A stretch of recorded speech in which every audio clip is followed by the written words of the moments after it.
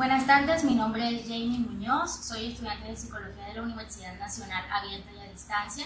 En esta hora de la noche me encuentro con el señor Miguel Corredor, abogado, especialista en Derecho Comercial y Financiero de la Universidad Alboreda y Externado de Colombia.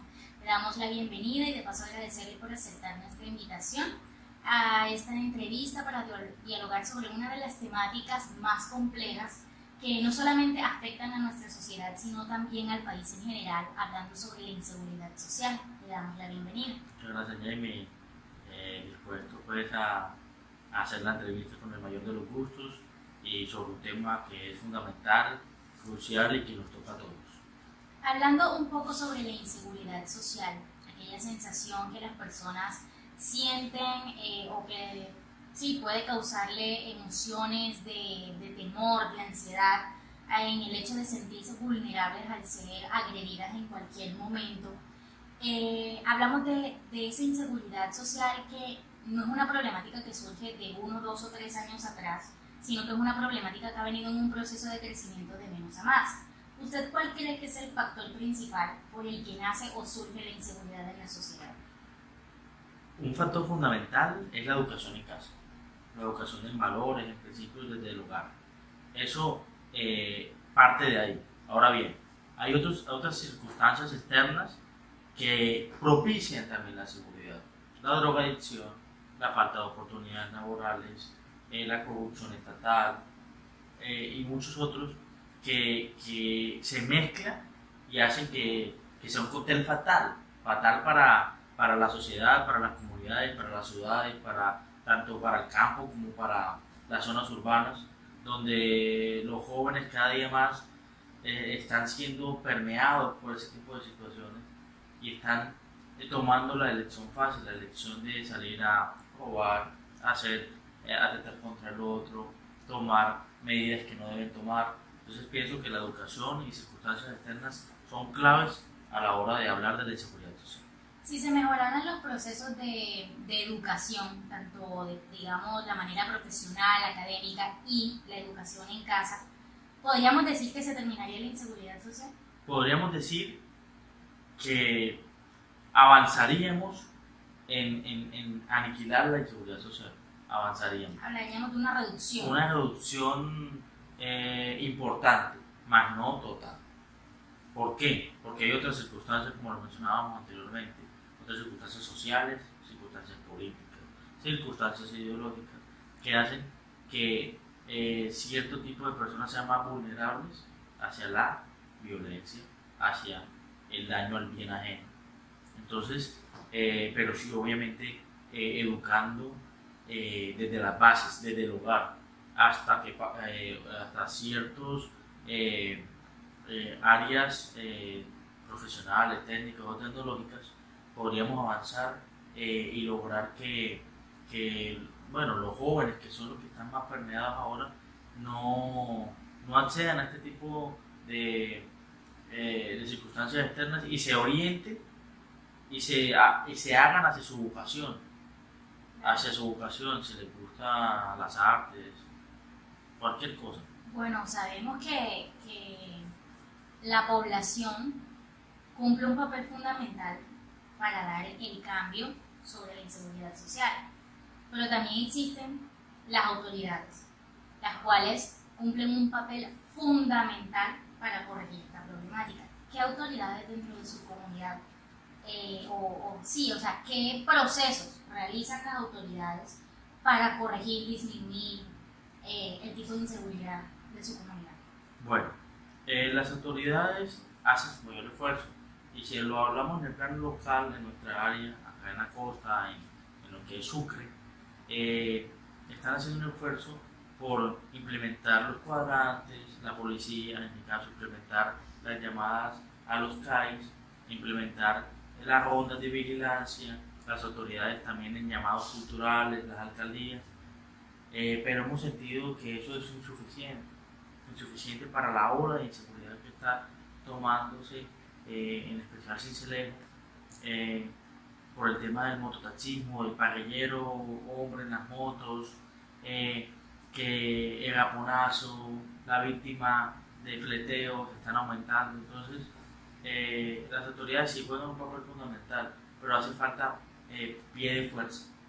Creo que ya, si no estoy mal, la alcaldía lo solicitó, pero estamos en una situación bastante crítica en la costa y en Sucre particularmente. Podríamos decir que la inseguridad social se puede presentar por algunas crisis internas a nivel gubernamental.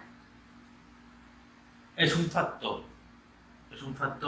que es importante, porque la gente deja de creer en las instituciones, deja de creer en sus autoridades, y eso tiene que generar una consecuencia social, una consecuencia de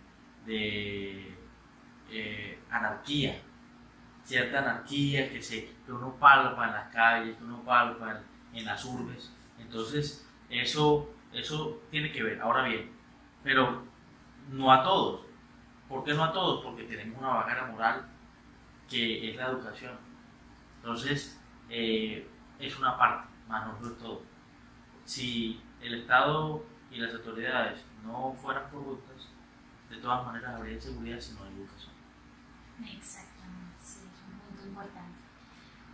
Cuando estábamos hablando de los factores principales por los cuales podría surgir la inseguridad, hablábamos del tema de la educación y se hablaba también de la escasez a nivel laboral. ¿Listo? ¿Qué podríamos, o bueno, qué ideas podrían surgir para un equilibrio en la sociedad? Buena pregunta. Oportunidades para todos. Oportunidades para todos. Creo que todos los gobiernos, desde que tengo uso de conciencia, lo han intentado. Hemos marchado hacia eso. Lo que pasa es que vivimos en una sociedad de libre mercado, que nos basamos en compra y venta. No todos tienen acceso a capital para emprender sus negocios. No todos tienen negocios prósperos de los que emprenden. No todos pueden abrir cierto número a empleados. Por tanto, hay un sector de la sociedad que queda excluido de estos bienes y servicios, de este movimiento, de este sistema. Entonces, ese sector que queda excluido, y si no tiene educación, obviamente entramos en inseguridad. ¿Qué podríamos hacer para equilibrar la balanza? Pues generar, el Estado invierta su gasto social, pero más enfocado, más puntualizado. ¿A qué? A los emprendimientos, a las artes, a la cultura, a la educación, para así mermar el tema de la inseguridad. Eso es importante, pues es un primer paso. Digamos que es un tema que está muy de moda, la exclusión social. Todo el mundo habla de que vivimos en una sociedad excluyente porque no hay oportunidades para todos, porque hay algunas necesidades que son tomadas con mayor importancia y pues digamos que hay algunas personas, un gran porcentaje de la población que se siente, no sé, de pronto atacada en ese sentido, se colocan, digámoslo, de una forma así sensible, porque no le dan valor tampoco a sus necesidades. En ese caso podríamos decir la típica frase de los ricos cada día son más ricos y los pobres cada vez son más pobres. ¿Qué podemos decir en ese caso? ¿Cómo cambiamos esa mentalidad de la sociedad de que no somos excluyentes? Bueno, partamos de que todos tenemos oportunidades, sean pocas o sean muchas. Parte de uno, y a eso lo hablo no como parte de la sociedad, sino como a nivel personal, en mis propias raíces. Siento que si la persona cambia su entorno y sus necesidades, cambia. La persona es fundamental que haga su trabajo bien, sea disciplinado. Entramos en un contexto personal, no tanto social, porque en ciertas ocasiones el Estado sí da las ayudas, sí da los recursos y no funciona. Y es por falta de mentalidad emprendedora, por falta de asesoría, por falta de llenarse de esas capacidades, aptitudes con las cuales se genera riqueza. Digamos que la motivación sería... Motivación, autoayuda. Bueno, me voy al terreno más de lo personal, Claro. pero creo que todos en mucha o poca medida tenemos oportunidades. Debemos saber en qué estamos, no debemos fantasear, perder el tiempo fantaseando. qué realidad tenemos y para dónde vamos. Y saber que no vamos a cambiar nuestro entorno de un día a otro, que eso toma un proceso y toma años. Y que también eso va de generación en generación. Si los papás no hacen ahora el suficiente esfuerzo para que sus hijos se eduquen, sean mejores personas, a esos hijos les va a tocar con sus hijos. Y así se crece esa cadena y no vamos a poder romper con lo que queremos, que es la pobreza, la miseria absoluta, que es fatal para la sociedad, fatal para la seguridad, fatal para todos los miembros de esta comunidad. En otras palabras, el que quiere, puede.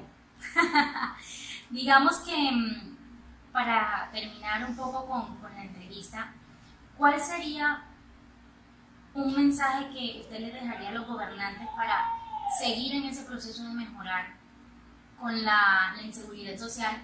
¿Y qué mensaje le daría a la población para que no perdiera como esa fe y esa esperanza de poder ver algún día el cambio? Claro, al Estado, a las autoridades en general, dos cosas. Primero, que la seguridad es un tema prioritario para las personas. El aumento del pie de fuerza es necesario. El aumento de campañas de cultura es necesario. De cultura de la legalidad, desde una infracción de tránsito hasta un delito. Necesitamos sensibilizar a las personas, ejercer un cambio desde ahí. Ahora bien, generar seguridad. ¿Y con qué genera seguridad? Con pie de fuerza, con penas a la medida del delito. No, si un delito es mayor, pues la pena debe ser considerable. En casos de delitos atroces, debe ser hasta cadenas perpetuas. Pero en caso de delitos leves, pues pena punitiva, pero corta. Que se hagan en centros de reclusión donde resocialicen a la persona, donde podamos hablar de que el sujeto entra y cambia. Es difícil, pero no es posible. Nuevos centros carcelarios, desde la parte de seguridad, digamos que eso. Ahora bien, hay un componente social, que es focalizar el gasto público en necesidades puntuales para que eso no ocurra, para prevenir el delito. Fomentar el deporte, fomentar la cultura, fomentar las artes, enseñarle a los padres de familia cómo criar a sus hijos, hacer centros o estimular centros de educación infantil o de alguna manera generar ese gasto no en dádivas a las personas, sino en cosas productivas que le ayuden a ellos a salir adelante. Y obviamente dinero para emprendimientos, de estrato 012 y cosas así. Creo que el componente social y componente de seguridad harán de este un mejor país. Ahora bien, desde la perspectiva de la sociedad, de esas personas que están ejerciendo esa inseguridad, de los criminales, de la parte excluida, yo digo que los valores están, los principios son unos, que les inculquen a sus hijos valores, principios, respeto, trabajo, sobre todo en este mundo donde ya los muchachos pues pasan en la tecnología y no quieren ejercer una labor, pues enseñarlos a hacer un arte, enseñarlos a hacer una labor, enseñarlos a que el pan se gana con el sudor de la frente es importantísimo. Esa parte desde la perspectiva interna de las sociedades excluidas. Y si eso lo combina con el Estado, pues yo creo que va a haber, se va a generar un mejor entorno para la sociedad y en la temática que estamos abordando hoy, un mejor clima de seguridad. Cuéntenos algo para no quedarnos con la duda. ¿Ha sido víctima de inseguridad? Personalmente no me acuerdo hace cuánto. En mi entorno sí, mucha gente víctima de robo, de raponazos, de cosas, delitos contra sus bienes. Trato de ser una persona muy precavida, no dar papaya como se dice puntualmente, no hablar por celular en la calle, bueno, muchas cosas. No me acuerdo, pero sí, obviamente, si no tomara las medidas, fuera víctima fácil. Hemos podido tratar la temática sobre inseguridad social, hemos podido determinar algunos de los factores iniciales por los cuales nace esta problemática. debemos aclarar de que no es un problema de algunos, sino que es un problema que nos incluye a todos, lo que requiere un tiempo real para buscar una solución definitiva. A este porque, pues digamos que las víctimas que han sido de la violencia, de la agresión, podemos decir de que de pronto a nivel emocional, a nivel mental y físico, se pueden sentir vulnerables y directamente afectadas. Esto puede afectar también o generar un caos en sus comportamientos, en los contextos en los que se desenvuelven cotidianamente, ya que viven en constante prevención del medio que lo rodea. Entonces, pues digamos que uno de los mensajes importantes es que como adultos responsables de la sociedad actual debemos velar por el mañana, trabajar por el mañana, y eso es trabajar desde el hogar, en la niñez, con los principios, con los valores, con la ética, si queremos ver realmente el cambio en una sociedad.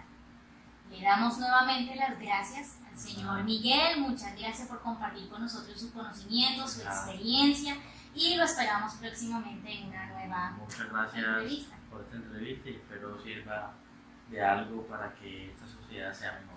Sabemos que es un tema amplio, que todo no se ha dicho, pero les dejamos una ventana abierta para que investiguen, para que se puedan informar y de todos modos pues generar sus propias ideas y teorías y exponerlas ante el mundo para poder ser y generar el cambio. Muchas gracias. Hasta